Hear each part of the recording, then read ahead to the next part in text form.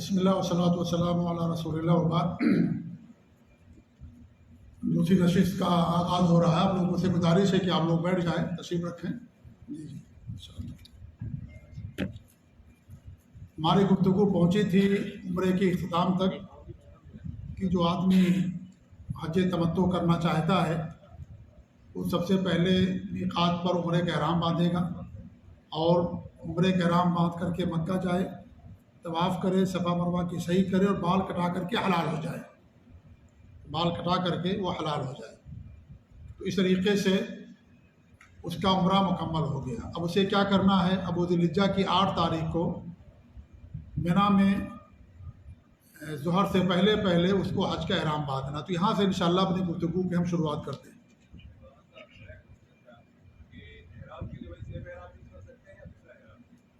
بھائی احرام وہی بھی استعمال کر سکتے ہیں اور دوسرا بھی کر سکتے ہیں۔ 2 احرام لے لیں، سب سے بہتر ہے، کیونکہ پہلا احرام عمرہ کریں گے تو زیادہ گندہ ہو جائے گا، اور پھر جب دوبارہ اسی میں احرام باندھیں گے تو 8، 9، 10 تاریخ کو اترے گا تو زیادہ گندہ ہو جائے گا۔ اس لیے 2 احرام لے لیں آپ لوگ، ٹھیک ہے؟ جو مرد حضرات ہیں 2 احرام کے کپڑے لے لیں، ایک عمرے کے لیے اور ایک حج کے لیے۔ لیکن اگر آدمی اسی احرام کو دھل کر کے دوبارہ استعمال کر لیتا ہے کوئی مسئلہ نہیں۔ جیسے آپ ایک کپڑے میں زندگی بھر نماز پڑھتے ہیں، کوئی مسئلہ نہیں ہے، ایسے ہی ایک احرام میں آپ کتنا عمرہ کریں، کتنا حج کریں، کوئی مسئلہ نہیں اس کے اندر۔ جی ہاں، پورے سر کا بال کٹانا، جی پورے سر کا بال کٹانا ہے۔ 2-3 جگہ بال کٹانے سے آپ حلال نہیں ہوں گے۔ پورے سر کا بال کٹانا، عورت انگلی کے ایک کوڑ کے بال کاٹے گی، لیکن مرد حضرات پورے سر کے بال کٹائیں گے۔ جو 2-3 جگہ سے کٹوا لیتے وہ حلال نہیں ہوں گے، یاد رکھیے اس بات کو۔ پورے سر کا بال کٹانا، ٹھیک ہے؟ پورے سر کے بال، جو مشین آتی ہے نا جاتے ہیں وہ مشین لگا دیتے ہیں، مشین لگوا لیجیے، قینچی سے کٹوا لیجیے، پورے سر کے بال کٹوانا۔ 2-3 جگہ کٹانے سے آپ حلال نہیں ہوں گے۔ اب ذی الحجہ کی 8 تاریخ آ گئی ہے۔ ذی الحجہ کی 8 تاریخ میں مسنون یہ ہے کہ آپ منی کے اندر ذی الحجہ کے 8 تاریخ کو منی میں 5 نماز پڑھنا احرام کی حالت میں مسنون ہے۔ احرام کی حالت میں کون سی 5 نماز؟ ظہر، عصر، مغرب، عشاء اور فجر۔ یہ 5 نماز انسان احرام کی حالت میں کہاں پر؟ منی کے اندر پڑھے۔ اگر آپ ذی الحجہ کی 8 تاریخ کو مان لیجیے مکہ میں ہیں تو آپ مکہ سے احرام باندھ لیجیے، کوئی حرج کی بات نہیں ہے۔ اگر آپ منی پہنچ گئے ہیں تو منی میں جا کر کے آپ ظہر سے پہلے غسل کر لیں اور اس کے بعد احرام باندھ لیں۔ جیسے میقات پر غسل کرنا مسنون ہے، ایسے ہی حج کا احرام باندھنے کے لیے بھی غسل کرنا مرد اور عورت دونوں کے لیے مسنون ہے۔ مرد سلے ہوئے سارے کپڑے اتار دے گا، غسل کرے گا اور کیا کہے گا؟ لبیک اللہم حجن۔ ذی الحجہ کی 8 تاریخ کو کیا کہے گا وہ؟ لبیک اللہم حجتن یا لبیک اللہم حجن کہے گا وہ۔ عورت بھی یہی کہے گی جو حج تمتع کرنے والے ہیں، لیکن جو قران کرنے والے تھے یا جو افراد کرنے والے تھے وہ کیا کہیں گے؟ وہ پہلے ہی سے احرام کی حالت میں ہیں آلریڈی، ان کو احرام نہیں باندھنا، کیونکہ ان کا احرام بھی کھلا ہی نہیں ہے۔ کب کھلے گا ان کا احرام؟ ذی الحجہ کی 10 تاریخ کو کھلے گا، اس لیے ان کو احرام باندھنے کی ضرورت نہیں ہے قران اور افراد کرنے والوں کو۔ کون حج کا احرام باندھے گا؟ حج تمتع کرنے والے، جنہوں نے بال کٹا لیا تھا اور عمرے سے فارغ ہو گئے تھے، احرام کھول دیا تھا۔ بال کٹا لینا ہی عمرے کا احرام کھول دینا ہے، اگرچہ آپ نے 2 سفید چادر پہن رکھا ہے، اسے کوئی مسئلہ نہیں ہے، ٹھیک ہے؟ تو ذی الحجہ کی 8 تاریخ کو منی میں حاجی لوگ رہتے ہیں، وہاں ذی الحجہ کی 8 تاریخ کو رہنا مسنون ہے، اور یہ 5 نمازیں احرام کی حالت میں وہاں پڑھنا یہ مسنون ہے۔ منی کے اندر جو نمازیں پڑھی جائیں گی وہ قصر ہوگا، جمع نہیں کیا جائے گا، یعنی ہر نماز کو اس کے وقت پہ پڑھیں گے قصر کے ساتھ۔ ظہر کو اس کے وقت پہ 2 رکعت، عصر کو اس کے وقت پہ 2 رکعت، مغرب اس کے وقت پر 3 رکعت، کیونکہ مغرب کا قصر نہیں ہوتا، عشاء اس کے وقت پر 2 رکعت اور فجر اس کے وقت پر 2 رکعت۔ ان دوران انسان جو سنت موقدہ ہے اس کو نہیں پڑھے گا۔ 2 سنتیں البتہ ضرور پڑھنا ہے، ایک تو فجر کی سنت پڑھنا، اسے کبھی نہیں چھوڑنا ہے، اور ایک وتر کی نماز بھی پڑھنا ضروری ہے، سمجھ لیجیے لحاظ سے وتر کی نماز، اور ایک فجر کی سنت، جی فجر کی وتر، ہاں وتر کی نماز نہیں چھوڑنا ہے، اسے پڑھنا ہے آپ کو۔ آپ سفر میں رہیں کہیں بھی رہیں. ہاں مزدلفہ کی رات وتر کی نماز نہیں پڑھی جائے گی. مزدلفہ کی رات ہمارے نبی صلی اللہ علیہ وسلم نے وتر کی نماز نہیں پڑھی تھی مزدلفہ کی رات. باقی کبھی بھی آپ نے وتر کی نماز نہیں چھوڑا. تو فجر کی 2 رکعت جو سنت ہے اسے بھی پڑھیں گے اور فجر جو فرض ہے وہ پڑھی جائے گی. ٹھیک ہے. مستحب یہ ہے کہ آپ ذی الحجہ کی 8 تاریخ وہیں رہیں منا کے اندر اور فجر کی نماز کے بعد سورج نکلنے کے بعد آپ وہاں سے عرفات کے لیے روانہ ہوں. اب ذی الحجہ کی 9 تاریخ آ جائے گی. ٹھیک ہے. لیکن اگر گورنمنٹ کی طرف سے کوئی ایسا قانون یا حکم آتا ہے کہ آپ کو رات میں نکلنا عرفات کے لیے یا فجر سے پہلے نکلنا ہے تو آپ کو وہ پابندی کرنی ضروری ہوگی، کیونکہ وہ ہماری اور آپ کی حفاظت کے لیے ہے، سیفٹی کے لیے ہے. کیونکہ اتنے حاجی ہیں، سارے لوگ تو ایک ساتھ نہیں جا سکتے ہیں. ٹرین سے جانا آپ کو یا بس سے جانا ہے تو سب لوگ ایک ساتھ تو نہیں جا سکتے. اگر سارے لوگ فجر کی نماز کے بعد سورج نکلنے کے بعد نکلیں گے تو ہو سکتا ہے عرفات لوگ پہنچ بھی نہ پائیں اور ان کا پورا دن اسی میں گزر جائے. اس لیے گورنمنٹ نے تقسیم کر دیا ہے. کچھ لوگوں کو رات میں بھیجتے ہیں، کچھ لوگوں کو فجر سے پہلے بھیجیں گے، کچھ لوگوں کو فجر کے بعد بھیجیں گے. باقاعدہ گورنمنٹ کی طرف سے ہر حج آپریٹر کے پاس ایک پیپر آتا ہے جس کے اندر باقاعدہ لکھا رہتا ہے کہ آپ کے خیمے والوں کو فلاں وقت میں نکلنا ہے عرفات جانے کے لیے. تو اگر فجر کی نماز سے پہلے ہمارا وقت ہو گیا کسی کا تو اس کو لیے جانا ضروری ہوگا. یہ نہیں کہہ سکتا کہ بھائی سنت یہ ہے کہ ہم جائیں گے سورج نکلنے کے بعد. ٹھیک ہے، لیکن اتنی زیادہ تعداد ہے، ان تعداد کو مینج کرنا، ان سب کا خیال رکھنا یہ بھی بہت بڑا کام ہے. اس لیے جو قانون یہ حکومت کی طرف سے جو بھی آئے ہمارے لیے ہدایات یا جو بھی اس طرح کا کوئی سرکولر آئے اس کو فالو کرنا ہمارے لیے ضروری ہوگا. ورنہ آپ اکیلے رہ جائیں گے بعد میں تو آپ عرفات میں خیمے میں کیسے پہنچیں گے؟ اس لیے قافلے کے ساتھ آپ کو جانا پڑے گا. قافلے کے ساتھ حج ہوتا ہے. ٹھیک ہے. تو اس بات کا دھیان رکھا جائے. ذی الحجہ کی 9 تاریخ آ گئی. ذی الحجہ کی 9 تاریخ یہ عرفہ کا دن کہلاتا ہے اور پورے حج میں سب سے اہم جو رکن ہے وہ عرفہ کا دن ہوتا ہے. عرفہ کا دن دعا کی قبولیت کا وقت ہے، دن ہے. اس دن انسان کثرت سے دعا کرنا ہے عرفات میں جا کر کے. اور وہاں پہنچنے کے بعد وہاں پر 2 نمازیں پڑھی جاتی ہیں، ایک ظہر کی نماز اور ایک عصر کی نماز. وہاں پر قصر بھی اور جمع بھی ہے. دونوں نمازیں کیا ہوتی ہیں ایک ساتھ پڑھیں گے. پہلے اذان ہوگی ظہر 2 رکعت پڑھیں گے اقامت کہنے کے بعد، پھر اقامت ہوگی عصر 2 رکعت پڑھیں گے. ٹھیک ہے. اس سے پہلے خطبہ ہوتا ہے اور وہ خطبہ بھی سننا ضروری نہیں ہے، الا یہ کہ اگر آپ کے پاس آسانی ہے تو آپ خطبہ سن لیں. آج کل تو ریڈیو میں اور سوشل میڈیا اور باقاعدہ اس خطبے کو سنایا جاتا ہے.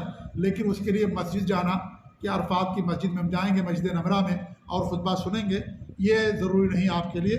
اور چونکہ قانون بہت سخت ہو گیا ہے اس لیے آپ لوگوں کو شاید جانے کی اجازت بھی نہیں ملے گی. تو آپ جہاں بھی ہیں وہاں پر آپ کیا ہیں وہیں پر رہیں. اور اس طریقے سے اگر وہاں خطبہ سنانے کا کوئی انتظام ہے تو ٹھیک ہے، نہیں ہے تو نماز پڑھ لیں، یہ آپ کے لیے کافی ہے. اور عرفات میں مغرب تک رہنا آپ کے لیے ضروری ہے، واجب ہے. وہاں پر عرفات میں قیام کرنا رکن ہے، لیکن مغرب تک سورج کے غروب ہونے تک وہاں رہنا آپ کے لیے واجب اور ضروری ہے. سورج غروب ہونے سے پہلے وہاں سے نہیں نکل سکتے. اسی لیے چونکہ واجب ہے لہذا گورنمنٹ وہاں سے تمام لوگوں کو سورج کے نکلنے کے بعد ہی وہاں سے ڈوبنے کے بعد ہی وہاں سے لوگوں کو نکالتی ہے. اس سے پہلے کوئی ٹرین کوئی بس نہیں نکلے گی جب تک کہ سورج غروب نہ ہو جائے. تو سورج کے غروب ہونے تک عرفات میں رہنا واجب اور ضروری ہے. وہاں کام کیا کرنا؟ وہاں کام یہ ہے دعا کرنا بس. اللہ کے رسول صلی اللہ علیہ وسلم کی حدیث ہے کہ اللہ رب العالمین سب سے زیادہ لوگوں کو جہنم سے آزاد کرتا ہے عرفہ کے دن. اللہ رب العالمین حاجیوں پر فخر کرتا ہے اپنے فرشتوں کے سامنے کہ یہ سب ہماری رضا کے لیے یہاں پر آئے ہوئے ہیں. لہذا اللہ تعالیٰ فرشتوں کو گواہ بناتا ہے، اے فرشتوں تم گواہ رہو، میں تمام لوگوں کو میں نے بخش دیا ہے، یہ میں ان کی بخشش کا اعلان کرتا ہوں.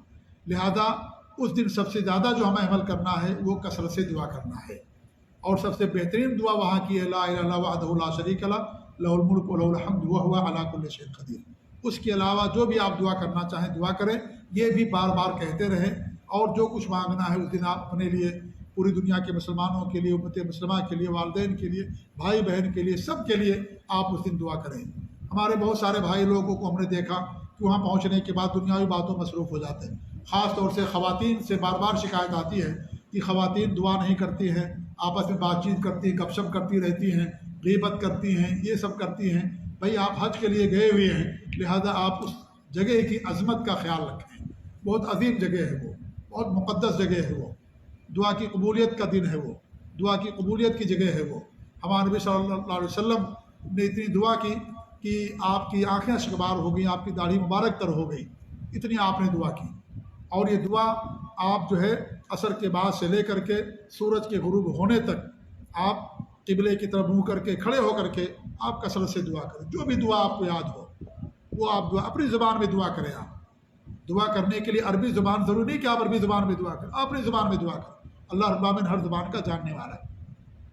تو جو عرفہ کا دن ہے دعا کی قبولیت کا دن ہے، لہذا اس دن ہمیں کثرت سے دعا کرنی چاہیے، دنیاوی باتوں میں، لایانی باتوں میں، گپ شپ میں وقت گزارنے کے بجائے، سونے میں گزارنے کے بجائے انسان کو دعا کرنی چاہیے۔ وہاں پر نماز پڑھنا کوئی فضیلت کی بات نہیں ہے، وہاں پر صرف 2 ہی نماز پڑھی جائے گی، ایک ظہر کی اور ایک عصر کی، قصر کے ساتھ اور جمع کے ساتھ، باقی اور سنت وغیرہ پڑھنا وہاں پر نہیں ہے۔ وہ دعا کا دن ہے، دعا کی قبولیت کا دن ہے، لہذا کثرت سے انسان کو وہاں پر دعا کرنا ہے۔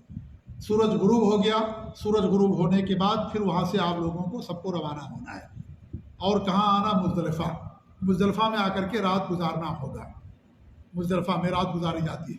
مزدلفہ پہنچنے کے بعد مغرب کی نماز پڑھنا ہے، پہلے اذان دیں 3 رکعت مغرب کی نماز، پھر اذان دیں، اس کے بعد جو ہے کیا نام ہے اقامت کہیں، اس کے بعد پھر عشاء کی 2 رکعت، اذان 1 ہوگی، اقامت 2 ہوگی، مغرب کی اذان ہوگی 1 اذان، اور اس کے بعد 2 اقامت، ایک مغرب کی اور ایک عشاء کی۔ جماعت اگر قائم ہے تو اس میں آپ شامل ہو جائیں، نہیں ہے آپ کا اپنا گروپ ہے، آپ اذان دے کر کے اور اس کے بعد اپنی جماعت بنا لیجیے، کوئی مسئلہ نہیں ہے۔ وہاں پر یہ اجازت ہے اس بات کی کہ لوگ جماعت میں نماز پڑھیں، کیونکہ سب کا الگ الگ قافلہ ہوتا ہے، الگ الگ ان کے خیمے ہوتے ہیں، لہذا سب لوگ اپنے اپنے قافلے کے ساتھ وہاں پر نماز پڑھتے ہیں۔ تو مغرب اور عشاء کی نماز ہم کو مزدلفہ میں پڑھنا ہے، عرفات میں نہیں پڑھنا ہے۔ مزدلفہ پہنچنے کے بعد ہمیں مغرب اور عشاء کی نماز پڑھنا ہے، اس کے بعد انسان کو سو جانا۔ وہاں سنت یہی ہے کہ عشاء کی نماز پڑھنے کے بعد آپ سو جائیے۔ ہمارے بہت سارے بھائی لوگ رات گزار دیتے ہیں جاگ کر کے، باتیں کرتے ہیں، کچھ لوگ کنکڑی چننے مصروف ہو جاتے ہیں۔ ہمارے نبی صلی اللہ علیہ وسلم نے کنکڑی مزدلفہ سے نہیں چنی تھی، آپ نے مینا سے چنی تھی۔ ویسے کنکڑی آپ کہیں سے بھی چن لیں، کوئی مسئلہ نہیں ہے، لیکن یہ کہ مزدلفہ ہی میں کنکڑی چنی جائے گی یہ سوچنا یہ صحیح نہیں ہے۔ آپ کہیں سے بھی کنکڑی چن سکتے ہیں، حتیٰ کہ آپ جبیل سے بھی کنکڑی لے جا کر کے جمرات کی رمی کر سکتے ہیں، کوئی مسئلہ نہیں۔ یہ نہیں ضروری کہ آپ وہیں سے کنکڑی لیں، کنکڑی کہیں سے بھی لے سکتے ہیں آپ، لیکن یہ کہ پوری رات اس میں گزار دینا۔ کچھ لوگ رات بھر چنتے ہیں، اس کو دھلتے ہیں صابن سے، شیمپو سے، پانی سے، اور اس کے بعد جا کر کے جمرات کی رمی کرتے ہیں۔ ایک طرف تو عقیدہ یہ ہوتا ہے کہ ہم شیطان کو مار رہے ہیں، اور اس کے بعد شیطان کو مارنے کے لیے اس کو خوشبو بھی لگاتے ہیں، اس کو صابن سے دھلتے بھی ہیں۔ کچھ لوگ چپل سے مارنا شروع کر دیتے ہیں، بڑے بڑے پتھر سے، یہ سب غلط ہے۔ چھوٹی چھوٹی کنکڑی ہونی چاہیے چنے کے برابر۔ ہمارے نبی صلی اللہ علیہ وسلم نے کہا کہ دین میں غلو نہ کرو، اور چھوٹی چھوٹی کنکڑیوں سے جمرات کی رمی کرو، بڑی کنکڑی نہیں۔ دیکھا یہ گیا کبھی کبھی ایسا ہوتا ہے کہ آدمی کوئی پیچھے چھوٹا ہے اور اس کے سامنے کوئی بڑا قد والا آدمی پیچھے سے مارتا ہے، اس کو نہیں لگتا، آدمی کے سر میں لگ جاتا ہے، اس کا سر لہولہان ہو جاتا ہے۔ اگر بڑی کنکڑی رہتی ہے، بڑا پتھر رہتا ہے، لوگ چپل مارتے ہیں، لوگ گالیاں بھی دیتے ہیں، نعوذ باللہ۔ میں نے خود اپنے کام میں سنا گالیاں دیتے ہوئے لوگوں کو، غلط ہے یہ اللہ کے ذکر کے لیے، اللہ کی بڑائی کے لیے ہے، لہذا وہاں بسم اللہ اللہ اکبر کہا جائے گا۔ اس کو گالی دینا یا چپل سے مارنا، بڑے بڑے پتھروں سے مارنا، یہ چیز صحیح نہیں ہے۔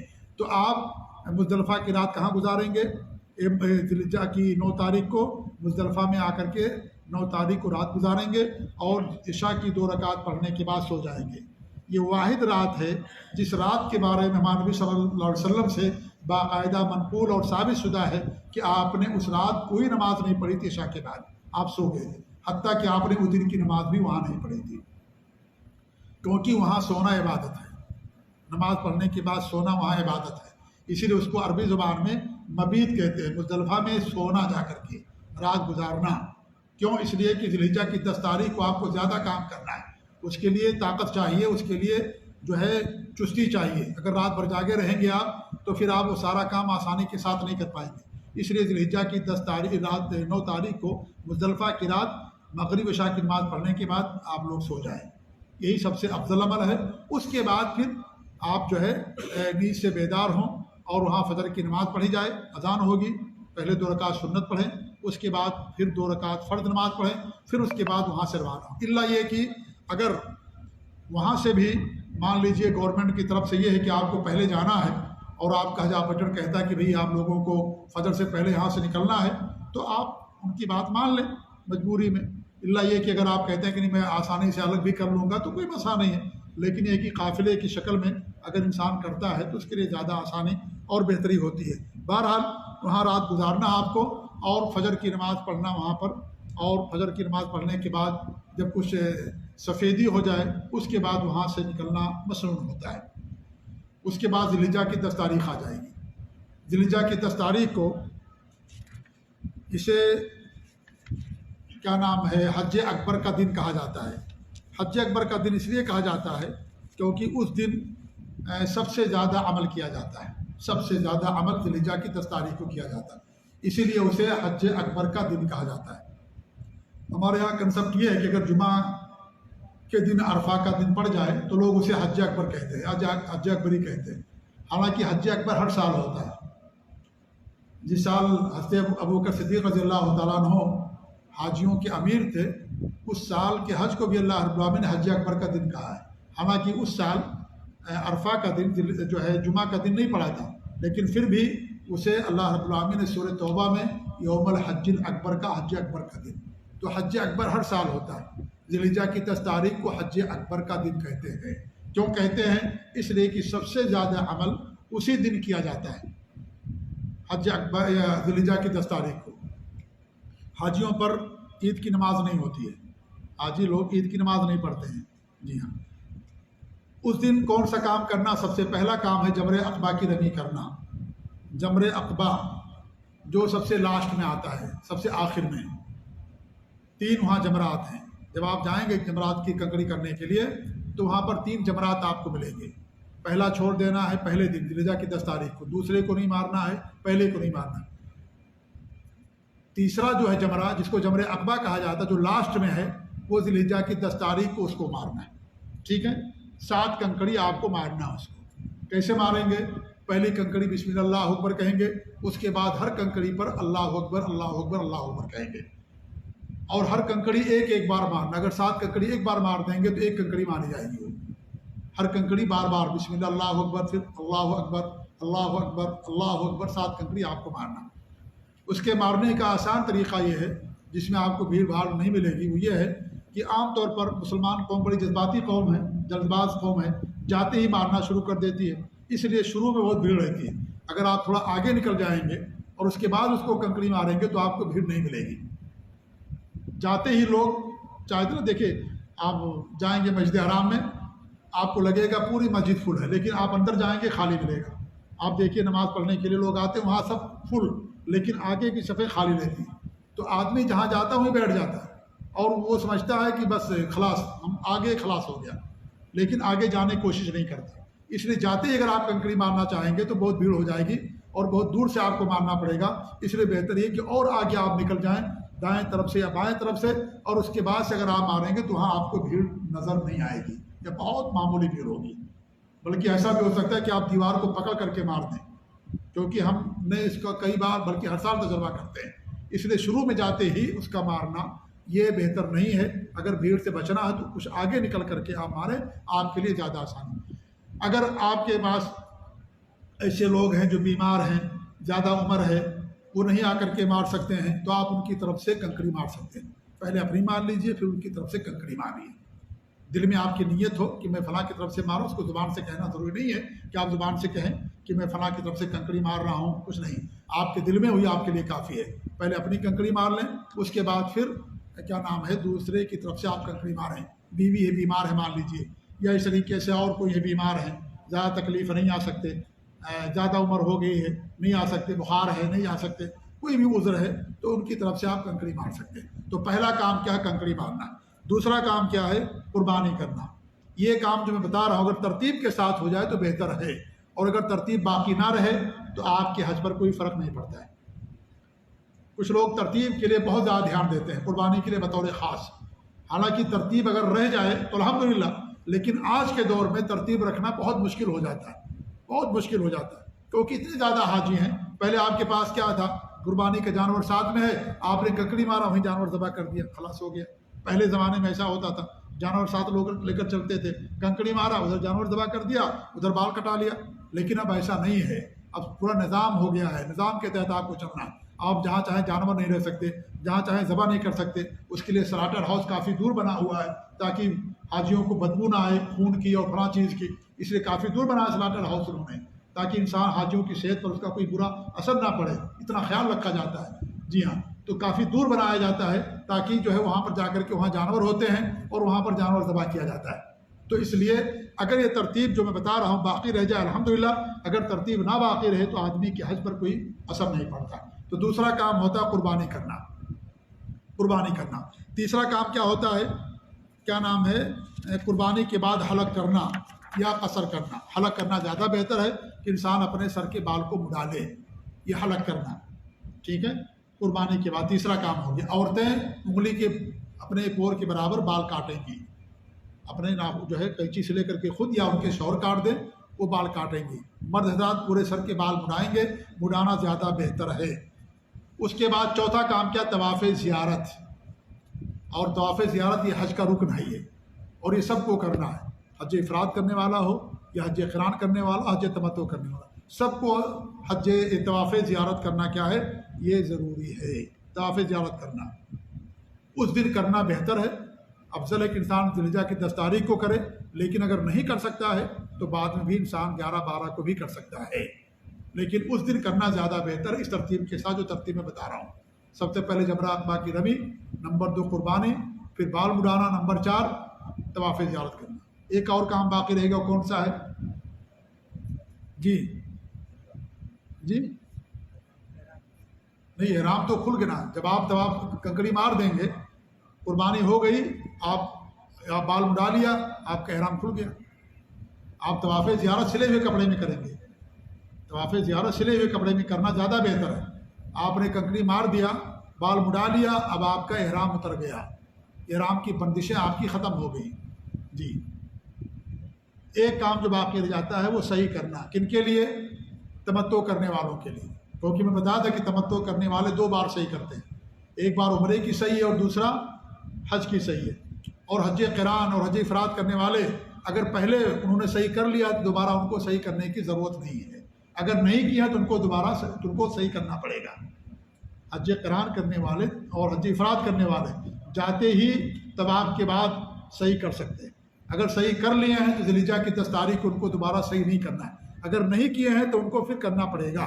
لیکن حج تمتع کرنے والے ان کو دوبارہ بھی کرنا ضروری ہے، کیونکہ عمرے کی صحیح تھی اور یہ حج کی صحیح ہے، جو حج کا رکن ہے صحیح کرنا۔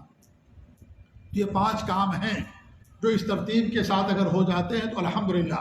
نمبر 1 جمرہ عقبہ کی رمی کرنا، نمبر 2 قربانی، نمبر 3 بال مڈانا، نمبر 4 طواف زیارت، اس کے طواف افاضہ بھی کہتے ہیں، نمبر 5 صفا مروہ کی صحیح کرنا۔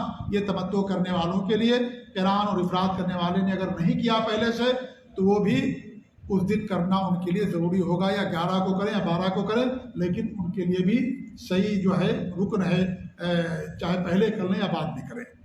لیکن اگر ترتیب باقی نہ رہے تو آپ کے حج پر کوئی فرق نہیں پڑتا ہے۔ اللہ کے رسول صلی اللہ علیہ وسلم نے حج کیا اور آپ نے ایک حج کیا، اس کے بعد پھر آپ منی کے اندر آئے، اور منی میں آنے کے بعد آپ کے پاس صحابہ کرام آنے لگے۔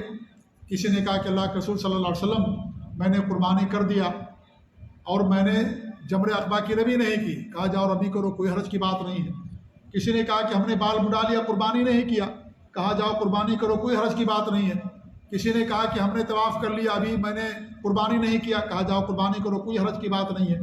جو بھی آپ سے سوال کیا گیا آپ نے یہی کہا کہ جاؤ کرو، کوئی حرج کی بات نہیں ہے۔ اس سے کیا معلوم ہوا؟ اس سے یہ معلوم ہوتا کہ ترتیب ضروری نہیں ہے۔ اگر ترتیب باقی رہ جائے الحمدللہ، اگر ترتیب باقی نہ رہے تو آپ کے حج پر کوئی فرق نہیں پڑتا ہے۔ ہمارے نبی نے صاحب صحیح بخاری، صحیح مسلم کی حدیث، ابو داؤد کی، ترمذی کی، نسائی کی حدیث کی ساری کتابوں کے اندر یہ حدیثیں آپ کو مل جائیں گی کہ آپ صلی اللہ علیہ وسلم نے صحابہ کرام سے فرمایا کوئی حرج کی بات نہیں ہے، جاؤ قربانی کرو۔ کسی نے کہا ہم نے بھی جمرہ عقبہ کی رمی نہیں کیا، کہا جاؤ رمی کرو، کوئی حرج کی بات نہیں ہے۔ کسی نے کہا کہ ہم نے بال مڈا لیا، قربانی نہیں کیا، کہا جاؤ قربانی کرو، کوئی حرج کی بات نہیں ہے۔ تو جو بھی آپ سے سوال کیا گیا آپ نے یہی فرمایا کر لو جا کر کے، کوئی حرج کی بات نہیں ہے۔ اگر حرج کی بات ہوتی تو آپ ان کو کہتے کہ نہیں اس کو لوٹاؤ دوبارہ کرو، آپ نے کہا کوئی حرج کی بات نہیں۔ لہذا ترتیب اگر باقی نہ رہے تو آدمی کے حج پر کوئی فرق نہیں پڑتا ہے۔ اگر سارے ارکان اور سارے واجبات کو عمل کرتا ہے کوئی فرق نہیں پڑتا۔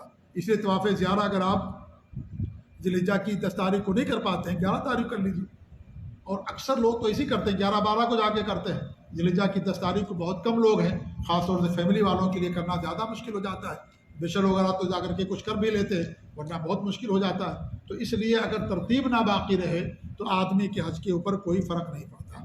تو یہ ذی الحجہ کی 10 تاریخ جسے حج اکبر کا دن کہا جاتا ہے، اس لیے کہا جاتا ہے کہ سب سے زیادہ اعمال اسی دن انجام دیے جاتے ہیں، اس لیے اسے حج اکبر کا دن کہا جاتا ہے۔ اور اس دن 5 عمل ہوتا ہے۔ نمبر 1 جمرہ عقبہ کی رمی کرنا جو سب سے لاسٹ میں ہے، اس کو 7 کنکری مارا جاتا ہے۔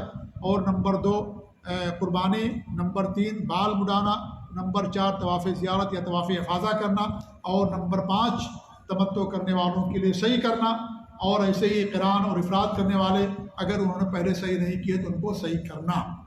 یہ 5 کام اس دن انجام دیے جاتے ہیں، اس لیے اسے حج اکبر کا دن کہا جاتا ہے۔ اس کے بعد ذی الحجہ کی 11 تاریخ میں چلتے ہیں ہم۔ ذی الحجہ کی 11 تاریخ کو آپ کا ایک ہی کام ہے، اور وہ ہے تینوں جمرات کو ترتیب کے ساتھ کنکری مارنا۔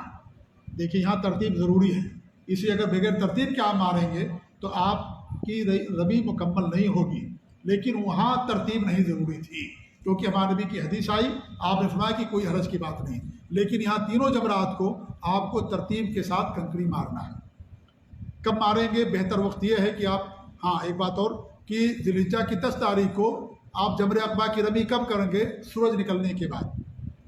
ظہر سے پہلے اگر آپ کر لیتے سب سے بہتر وقت ہے، ظہر کے بعد کرتے ہیں وہ بھی آپ کے لیے صحیح ہے، اور اگر بہت مجبوری ہو گئی تو آپ عصر کے بعد بھی کر سکتے ہیں، لیکن سب سے بیسٹ وقت اس کا یہ ہے کہ چاشت کے وقت اور زوال سے پہلے آپ جمرہ عقبہ کی رمی کر لیں ذی الحجہ کی 10 تاریخ کو۔ ذی الحجہ کی 11 تاریخ کو جو اعمال ہیں ایک ہی عمل ہے، وہ کیا ہے؟ وہ عمل یہ ہے کہ آپ کو تینوں جمرات کو ترتیب کے ساتھ کنکری مارنا ہے، اور مینا کے اندر آ کر کے رات گزارنا ہے، اور مینا کے اندر ہر نماز کو اس کے وقت پر قصر کے ساتھ پڑھنا، جمع نہیں کیا جائے گا۔ جمع کہاں کریں گے؟ عرفات میں اور مزدلفہ میں بس، اور مینا میں آپ جمع نہیں کریں گے، صرف قصر کریں گے۔ ہر نماز کو اس کے وقت پہ پڑھیں گے قصر کے ساتھ، 4 رکعت والی نماز 2 کر کے پڑھیں گے، باقی سنتیں نہیں پڑھی جائیں گی۔ تہجد پڑھ سکتے ہیں آپ، چاشت کی نماز پڑھ سکتے ہیں، کوئی حرج کی بات نہیں۔ قرآن کی کثرت سے تلاوت کیجیے، اور اس طریقے سے فجر کی 2 رکعت سنت نہیں چھوڑی جائے گی، پڑھی جائے گی، ایسے وتر کی نماز بھی پڑھی جائے گی، ٹھیک ہے۔ باقی ظہر کی جو سنتیں ہوتی ہیں، عشاء کی جو سنت ہوتی ہے، مغرب کی جو سنت ہوتی ہے نہیں پڑھی جائے گی۔ باقی اور جو عام نوافل ہیں جیسے چاشت کی نماز، تہجد کی نماز آپ رات میں پڑھ سکتے ہیں، کوئی حرج کی بات نہیں آپ کے لیے۔ اور قرآن کی تلاوت کرنا، ذکر و اذکار کرنا، دعا میں مصروف رہنا الحمدللہ۔ تو ذی الحجہ کی 11 تاریخ یہ آپ کو جو کرنا ہے وہ صرف ایک کام کرنا ہے، تینوں جمرات کو ترتیب کے ساتھ کنکری مارنا ہے، اور ہر جمرے کو 7 کنکری مارنا ہے، 7 کنکری۔ پہلے میں بسم اللہ اللہ اکبر، اس کے بعد صرف اللہ اکبر آپ کہیں گے۔ میں نے کہا کہ 7 کو 7 بار پھینکنا، اگر ایک بار پھینکیں گے تو ایک ہی کنکری ماری جائے گی۔ آپ نے کنکری پھینک دیا اور اس کو لگ گیا جو ستون ہے وہ آپ کی کنکری مانی جائے گی، یا اگر وہاں نہیں لگا اور حوض کے اندر گر گیا تو بھی آپ کا مانا جائے گا۔ یہ ضروری نہیں ہے کہ اس کا لگنا ستون کا ضروری ہے، اس میں گر گیا وہ کافی آپ کے لیے۔ جی ہاں، تو اس طریقے سے 7 کنکری آپ کو مارنا ہے۔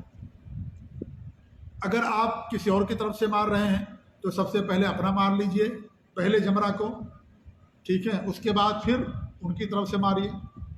اس کے بعد جو ہے کچھ دور آگے جا کر کے دعا کیجئے۔ پہلے جمرہ کو مارنے کے بعد دعا کرنا ہے۔ آپ پہلے جمرہ مطلب یہ جو شروع میں آئے گا آپ کو، اس کو جو ہے کیا نام ہے، کوئی چھوٹا کہتا ہے، درمیانی کہا جاتا ہے، لاسٹ والے کو سب سے بڑا کہا جاتا ہے۔ تو وہ حجم کے لحاظ سے چھوٹے بڑے نہیں ہیں، سب سیم سائز ہے، بس نام اس کا یہی ہے کہ چھوٹا جمرہ، درمیان والا اور بڑا جمرہ۔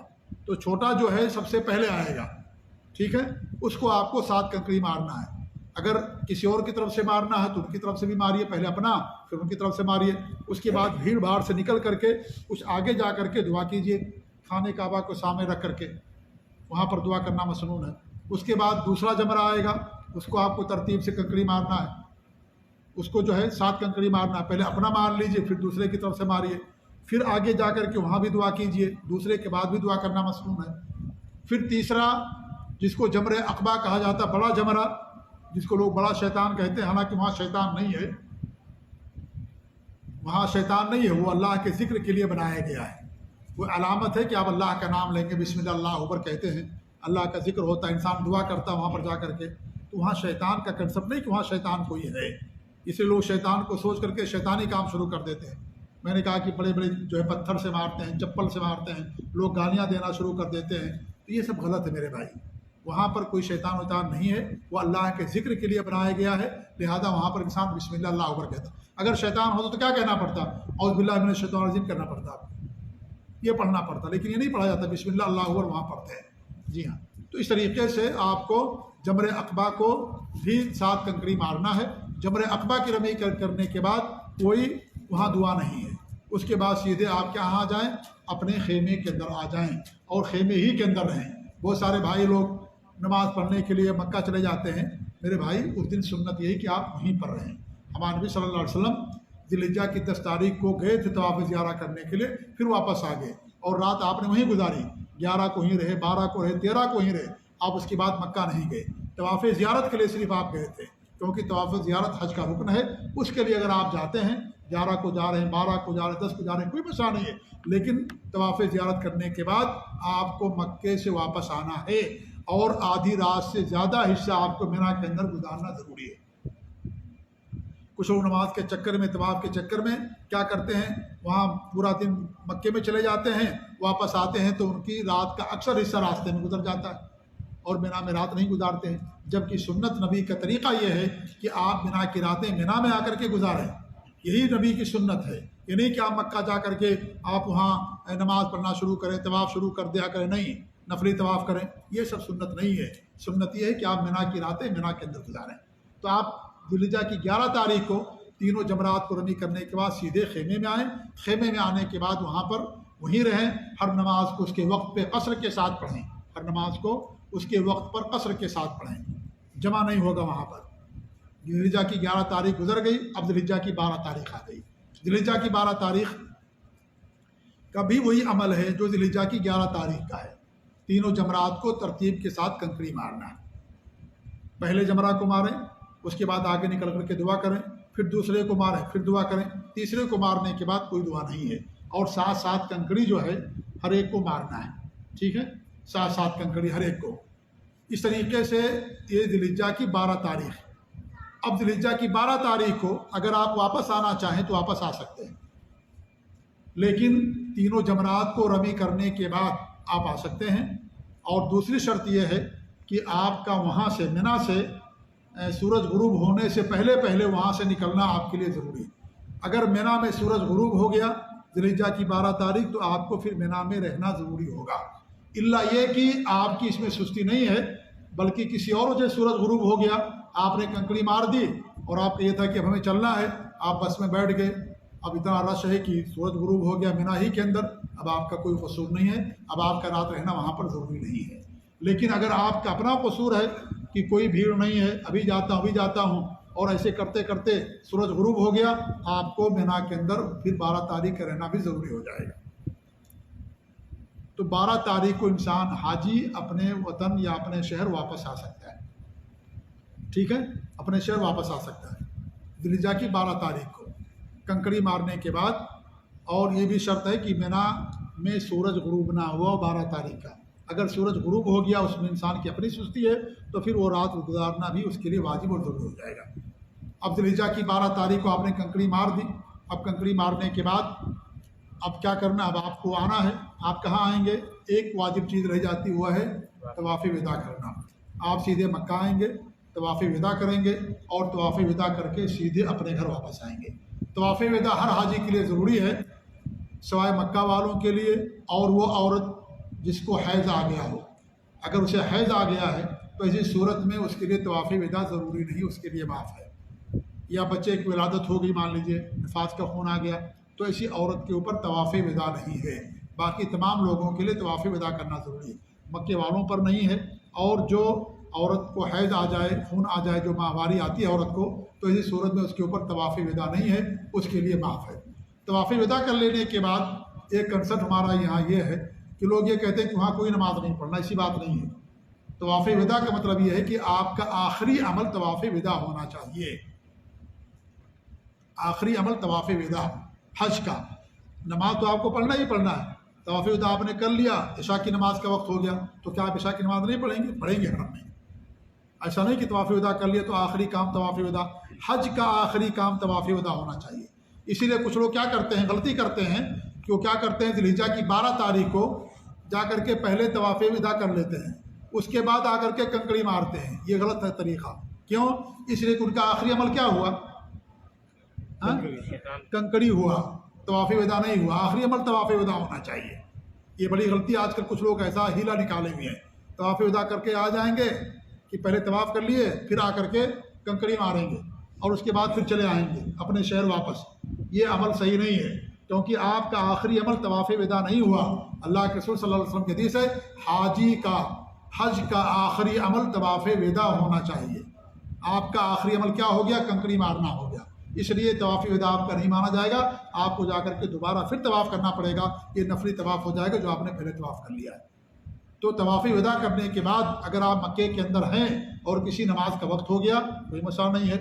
آپ کو بس نہیں مل رہی ہے، بس آنے میں لیٹ ہے، یا آپ کا قافلہ سب نہیں پہنچا، کچھ لوگ پہنچے ہیں، سب کے ساتھ آپ کو واپس آنا ہے، سب کا انتظار کرنا ہے، تو نماز کا وقت ہو گیا تو آپ وہاں رہیں گے، نماز پڑھیں گے جو نماز کا وقت ہو جائے۔ کیونکہ حج کا آخری عمل طواف ہونا چاہیے، نہ کہ نماز۔ یہ حج کا عمل نہیں ہے، نماز تو ہمیشہ اللہ رب العالمین نے ہر بندے پر فرض کر دیا ہے، اس لیے نماز کا حج سے کوئی تعلق نہیں ہے، نماز آپ کو پڑھنا ہی پڑھنا ہے۔ تو اس طریقے طواف وداع کر لینے سے انسان کے، ایک حاجی کے سارے اعمال ختم ہو جاتے ہیں۔ مدینہ کی زیارت کرنا حج کے اعمال میں سے نہیں ہے۔ اگر کوئی آدمی حج کرنے جاتا ہے، مدینہ کی زیارت نہیں کرتا ہے، تو آدمی کے حج پر کوئی فرق نہیں پڑتا ہے۔ لیکن چونکہ ہمارے ملکوں میں لوگ زندگی میں ایک بار آتے ہیں مکہ اور مدینہ، تو لوگ لے جاتے ہیں، لے جانا چاہیے، کوئی مسئلہ نہیں ہے، لیکن حج کے اعمال میں سے نہیں ہے۔ ہمارے نبی کے ساتھ مکہ کے لوگوں نے حج کیا، کوئی آدمی مکہ کا مدینہ کی زیارت کے لیے نہیں گیا مدینہ۔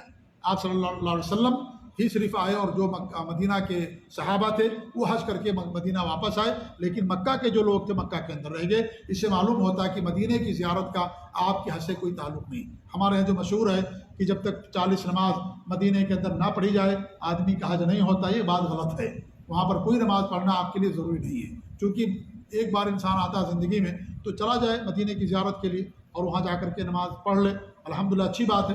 لیکن یہ تصور، یہ عقیدہ کہ اگر ہم نہیں کریں گے تو یہ ہمارا حج نہیں ہوگا، یہ میرے بھائی یہ بات کیا ہے، درست نہیں ہے۔ ایک اور بات ہے، اور وہ ہے عورتوں سے متعلق، اور وہ ہے عورتوں کے حیض سے متعلق، کہ اگر عورت کو حیض آ جائے تو ایسی صورت میں عورت کیا کرے گی۔ میں مسئلہ تو بیان کر دیتا ہوں، لیکن مسئلہ بیان کرنے کے بعد بھی عورتوں کو سمجھ میں نہیں آئے گا، ٹھیک ہے، لیکن چونکہ پھر بھی میں بیان کر دیتا ہوں، لہذا اگر کسی عورت کے ساتھ، کسی خاتون کے ساتھ یہ مسئلہ پیش آ جائے، وہ فوراً فون کر کے عالم سے پوچھ لیا کریں، کیونکہ یہ مسئلہ جو ہے تھوڑا ویسا ہے اور پوری تفصیل انسان کے ذہن میں نہیں رہ سکتی ہے، رہ پاتی ہے اگر اتنا علم نہیں ہے، تو اس لیے بتا دینے کے باوجود بھی عورت کو شک اور شبہ رہتا ہے، لہذا یہ مسئلہ جان لینا ضروری ہے۔ اور اگر کسی عورت کے ساتھ پیش آ جائے تو اس کے لیے ضروری ہے کہ پہلے وہ سوال کر لے۔ سب سے پہلی بات یہ ہے کہ ہماری بہت ساری خواتین کیا کرتی ہیں، دوا لے لیتی ہیں۔ دوا لینا صحیح نہیں ہے، یہ اللہ تعالیٰ کی طرف سے ہے، اللہ رب العالمین نے اس کا حل رکھا دین اسلام کے اندر، لہذا دوا لینا یہ کبھی کبھی نقصان ہو جاتا ہے، عورت بانجھ بن جاتی ہے، بچہ پیدا کرنے کی صلاحیت ختم ہو جاتی ہے۔ اس لیے جو عمرہ کرنے کے لیے عورتیں جاتی ہیں، حج کے لیے جاتی ہیں، دوا کھا لیتی ہیں، یہ دوا کھانا یہ صحیح نہیں ہے۔ جب اللہ تعالیٰ کی طرف سے ہے تو اس میں عورت کا کوئی قصور نہیں، بھائی کوئی قصور نہیں عورت کا اس کے اندر، یہ اللہ تعالیٰ کی طرف سے اللہ نے آسانیاں اس کے لیے رکھی ہیں، لہذا دوا کھانا نمبر 1 یہ صحیح نہیں۔ نمبر 2، اگر عورت نے حج کا احرام باندھا، ٹھیک ہے، اور حج کا احرام باندھنے کے بعد اس کو تمتع کرنا چاہ رہی ہے، حج کرنا چاہ رہی ہے، ٹھیک ہے، اور اس نے مان لیجیے تمتع کرنا ہے اور اس نے عمرے کا احرام باندھا، اب اس کو حیض آ گیا، اب کیا کرے گی عورت؟ اب وہ عورت انتظار کرے گی اگر حج شروع ہونے سے پہلے اس کا حیض ختم ہو جاتا ہے تو الحمدللہ جا کے غسل کر لے، احرام کی حالت میں ہے وہ غسل کر لے، اور جو ہے جا کر کے طواف کر لے، صفا مروا کے صحیح کر لے، بال کٹا لے، کوئی مسئلہ اس کے لیے نہیں ہے۔ اگر اتنا ٹائم باقی ہے کہ حیض آ گیا اور ابھی حج مان لیجئے 5 دن بعد شروع ہونے والا ہے، اور عورت کا حج 4 دن میں، حیض جو ہے 3 دن میں ختم ہو جاتا ہے، اور ذی الحجہ کی 8 تاریخ سے پہلے عورت جو ہے پاک ہو جائے گی، تو کیا کرے گی؟ انتظار کر لے مکے کے اندر، انتظار کر لینے کے بعد جب پاک ہو جائے غسل کر لے، جا کر کے طواف کر لے، صفا مروا کے صحیح کر لے، بال کٹا لے، اس کا عمرہ مکمل ہو گیا۔ پھر ذی الحجہ کی 8 تاریخ کو کیا کرے گی؟ وہ حج کے احرام باندھ لے گی، ٹھیک ہے۔ تیسرا کنڈیشن یہ ہے کہ عورت کو حیض آ گیا، اب حیض آ گیا، اب ایسی صورت میں حج میں زیادہ ٹائم نہیں ہے، اور ذی الحجہ کی 9 تاریخ آ جائے گی جہاں عرفات جانا اس کے لیے ضروری ہے، اور زیادہ اس کے پاس وقت نہیں ہے، ابھی پاک نہیں ہوئی ہے اور پاک ہو بھی نہیں سکتی ہے۔ اب ایسی صورت میں کیا کرے گی؟ اگر اس نے حج قران کا احرام باندھا تھا، حج افراد کا تو کوئی مسئلہ نہیں ہے، وہ سیدھے کہاں جائے گی؟ عرفات چلی جائے گی۔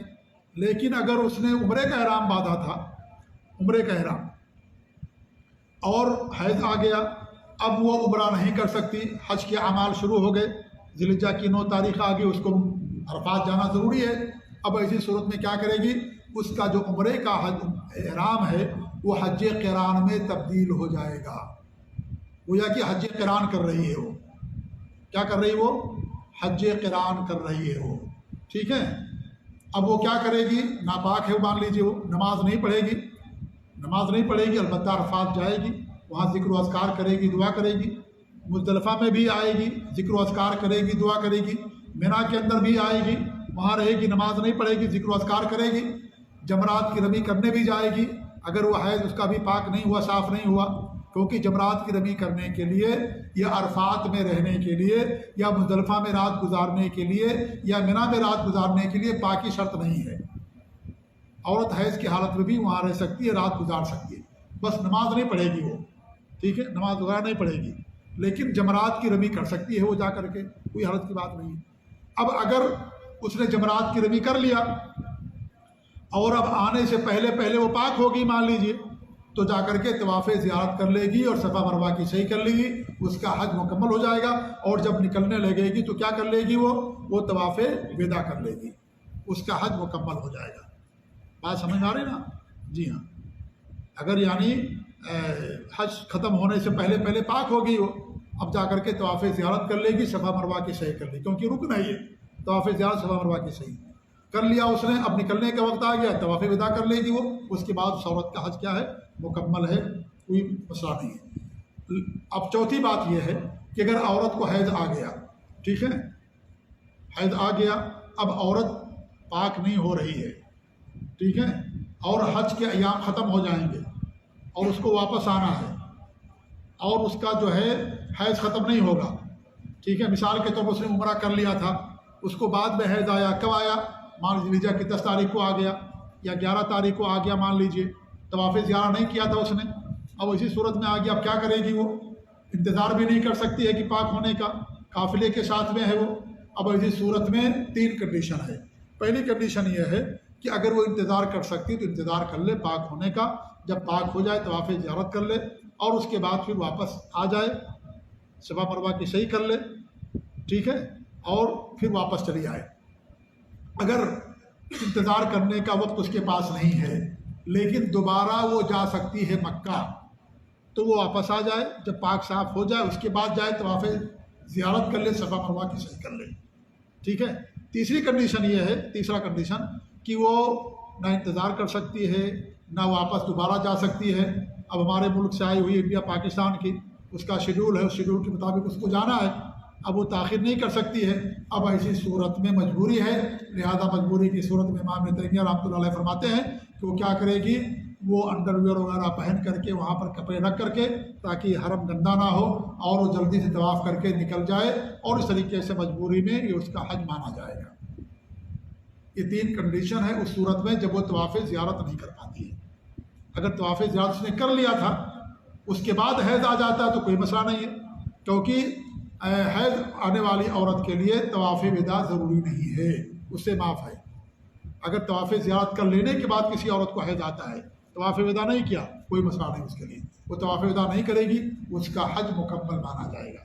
لیکن اگر طواف زیارت نہیں کیا اور اس کا حیض چل رہا مسلسل، یا بعد میں اس کا جو ہے طواف زیارت نہیں کیا، بعد میں اس کا حیض آ گیا، 11 تاریخ کو آ گیا، 12 کو آ گیا، اس نے طواف زیارت نہیں کیا تھا، اب اس کو کیا کرنا ہے، 13 تاریخ کو اس کو نکلنا بھی ہے، اپنے ملک جانا ہے، اب اس کا حیض ابھی ختم نہیں ہوا ہے، اب وہ کیا کرے گی، وہ انڈر ویئر پہن کر کے جا کر کے طواف زیارت کر لے گی، اور اس کے بعد صفا مروہ کی صحیح کر لے گی، اور اس کے بعد وہ سیدھے اپنے ملک چلے جائے گی، اس کا حج مکمل مانا جائے گا۔ تو یہ عورتوں کے تعلق سے مخصوص مسئلہ تھا جو میں نے بتایا ہے۔ پھر بھی اگر بات نہیں سمجھ آئی ہوگی تو اگر کسی خاتون کے ساتھ کوئی مسئلہ پیش آ جائے تو فوراً جو ہے فون کر کے پوچھ لیں، اور اس موقع کے لحاظ سے ان کو بتایا جائے گا کہ اس خاتون کو اب کیا کرنا ہے، ٹھیک ہے۔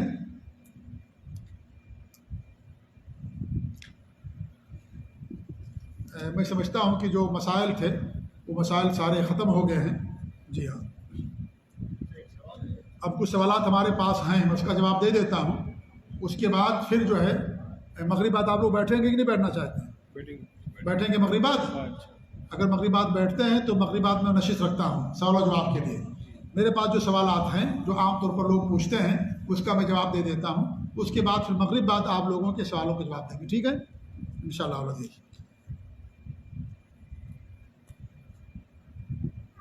پہلا سوال یہ ہے کہ بہت سارے لوگ پوچھتے ہیں کہ ہم لوگ حج پہ جاتے ہیں، قربانی کرتے ہیں، تو کیا گھر میں بھی قربانی کرنا ہمارے لیے ضروری ہے؟ اس کا جواب یہ کہ گھر میں قربانی کرنے کی اگر آپ کے پاس استطاعت ہے تو کیجئے، اگر نہیں ہے تو ضروری نہیں ہے۔ اگر آپ حج قران کر رہے ہیں، حج تمتع کر رہے ہیں، گھر کے جتنے بھی لوگ ہیں، ہر شخص کی طرف سے قربانی کرنا ضروری ہوگا، ہر شخص کی طرف سے۔ جیسے آپ گھر کے 3 لوگ جا رہے ہیں حج کرنے کے لیے، آپ بھی، آپ کی بیوی بھی ہے، بیٹے بھی ہیں، 3-4 لوگ ہیں، چاروں کی طرف سے الگ الگ قربانی کرنی پڑے گی اگر آپ حج تمتع یا حج قران کر رہے ہیں تو۔ گھر کی قربانی جو ہوتی ہے وہ ایک قربانی پورے گھر والوں کی طرف سے کافی ہوتی ہے۔ اگر اللہ رب العالمین نے آپ کو توفیق دیا ہے، آپ حج کی بھی قربانی کر رہے ہیں، ساتھ ساتھ اپنے گھر میں بھی کر لیتے ہیں الحمدللہ۔ اگر گھر میں نہیں کرتے ہیں حج کی تو ضروری ہے آپ کے لیے کافی ہے۔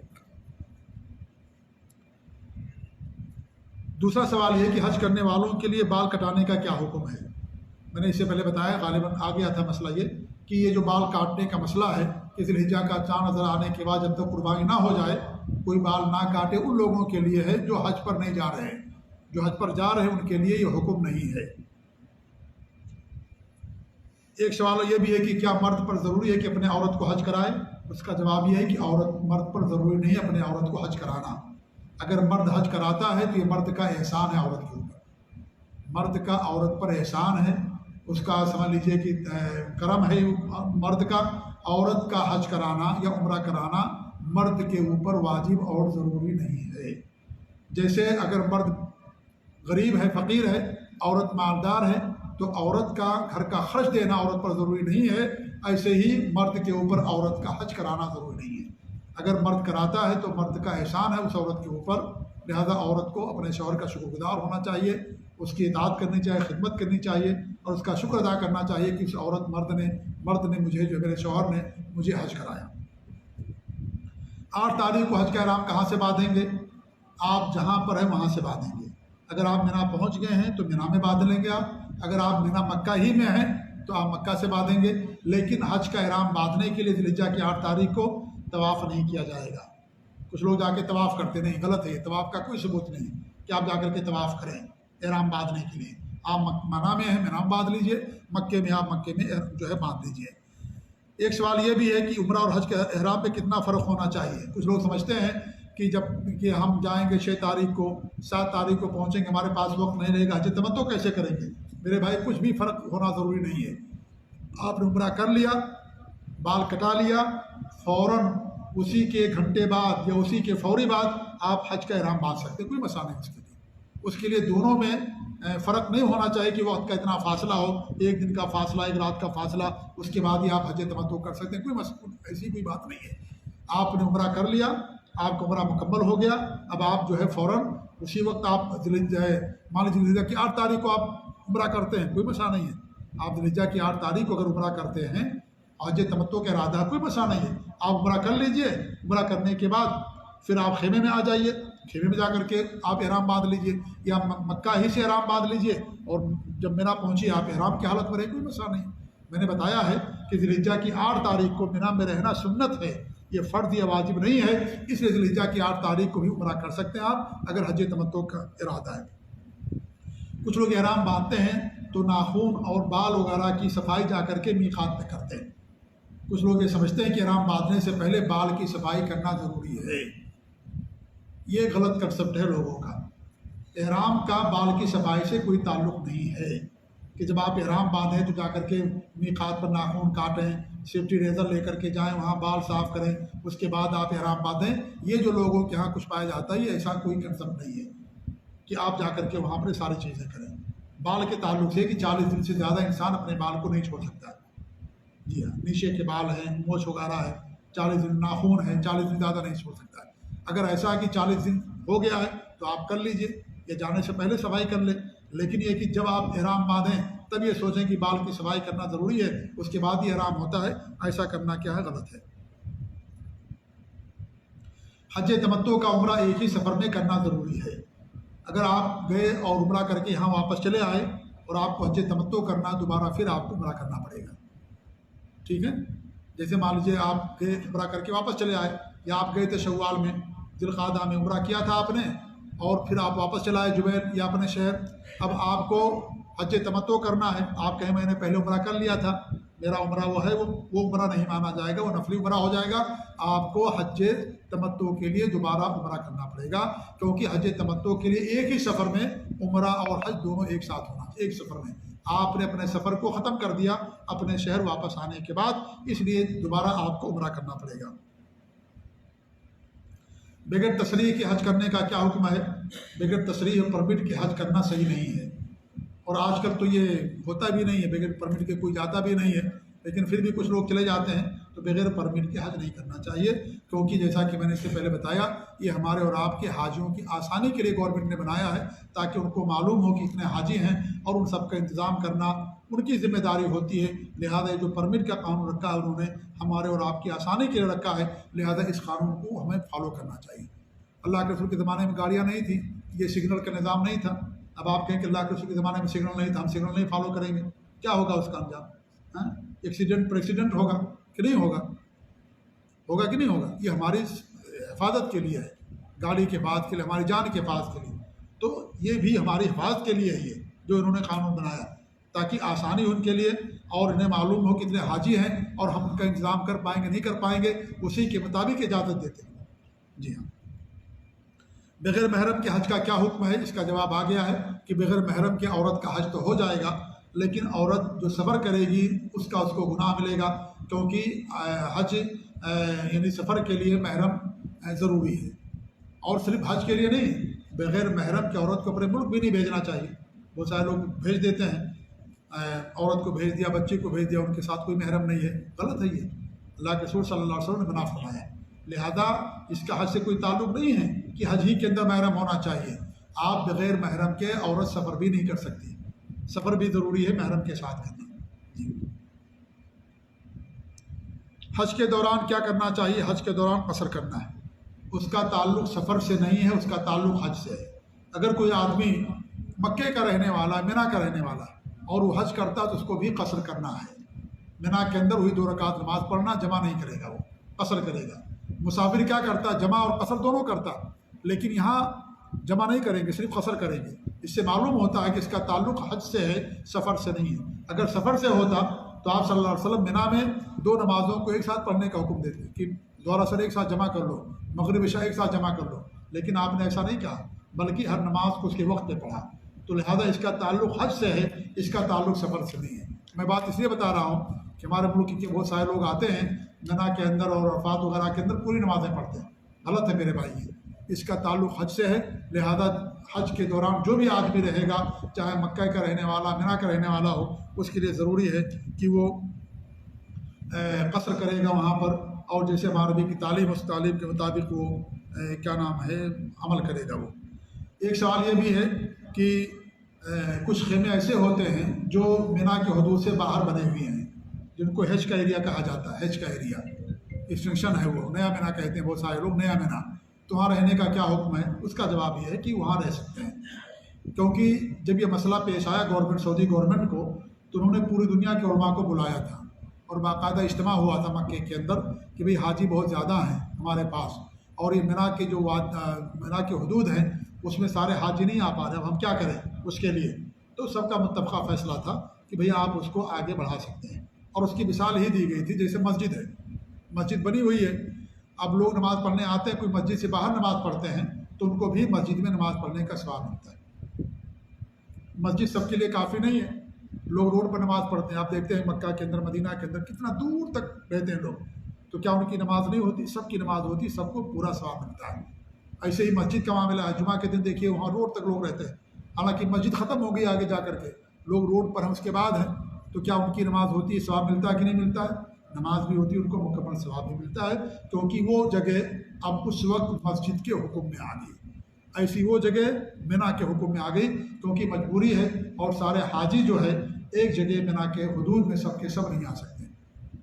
اب ان کا پلان ہے اس طریقے سے ڈبل اسٹوری بنانے کا، اگر وہ ہو جائے گا تو انشاءاللہ امید ہے کہ سارے حاجی آ جائیں گے اس میں، جی ہاں، لیکن جب تک اس پر عمل نہیں ہو پا رہا ہے، جب تک اگر وہاں کوئی جاتا ہے اور منی کے باہر جو نیا ایریا ہے جس کو حج کہا جاتا ہے، عام طور پر جو یہاں کے حاجی رہتے ہیں، کیا نام ہے، سعودی عرب کے، ان کو وہیں ملتا ہے عام طور پر، اور جو باہر کے حاجی ہوتے ہیں وہ عام طور پر اندر رہتے ہیں، تو وہاں اگر رہتے ہیں تو بھی آدمی کا حج ہو جاتا ہے، اس میں کوئی مسئلہ نہیں ہے۔ ایسے ہی منی میں قیام کے دوران مکہ جانا طواف کے لیے، نفلی نماز کے لیے، نفلی طواف کے لیے، یہ ہمارے نبی کی سنت کے خلاف ہے۔ ہمارے نبی صلی اللہ علیہ وسلم نے پوری راتیں منی میں گزاری، اور مکہ آپ سے ذی الحجہ کی 10 تاریخ کو گئے، طواف کیا، اور طواف کرنے کے بعد واپس آ گئے، اور آپ نے صفا مروہ کی صحیح نہیں کی تھی، طواف زیارہ صرف کیا تھا۔ کیوں؟ اس لیے کہ جب آپ نے شروع ہی میں صحیح کر لیا تھا، یہی دلیل ہے اس بات کی کہ اگر کوئی قران کرنے والا ہے تو قران کرنے والے پر ایک صحیح ہوتی ہے، دو نہیں ہوتی ہے۔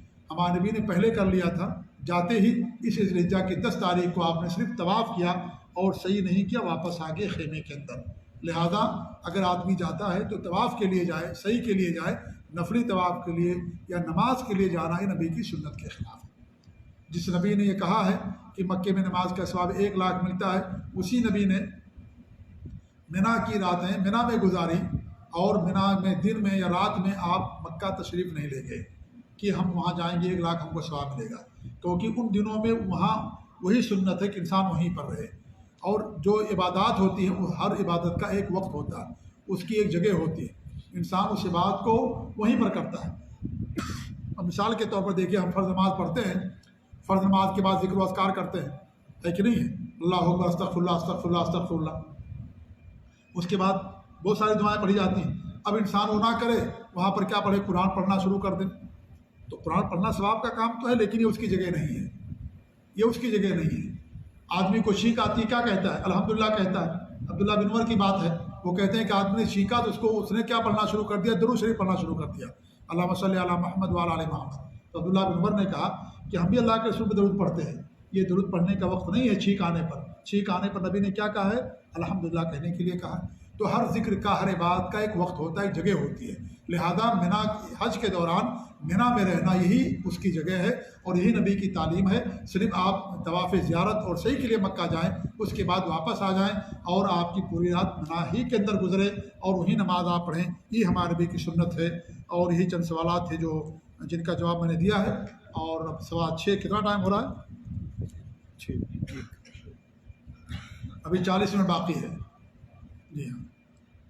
یہ نشست یہیں ختم کرتے ہیں، اگر چاہتے ہیں تو مغرب تک ختم کر دیتے ہیں، اگر مغرب کی بات آپ لوگ نہیں رکنا چاہتے ہیں تو، کیونکہ ابھی 40 منٹ باقی ہے، ابھی ہو جائے گا انشاءاللہ۔ چلیں ٹھیک ہے، 1 منٹ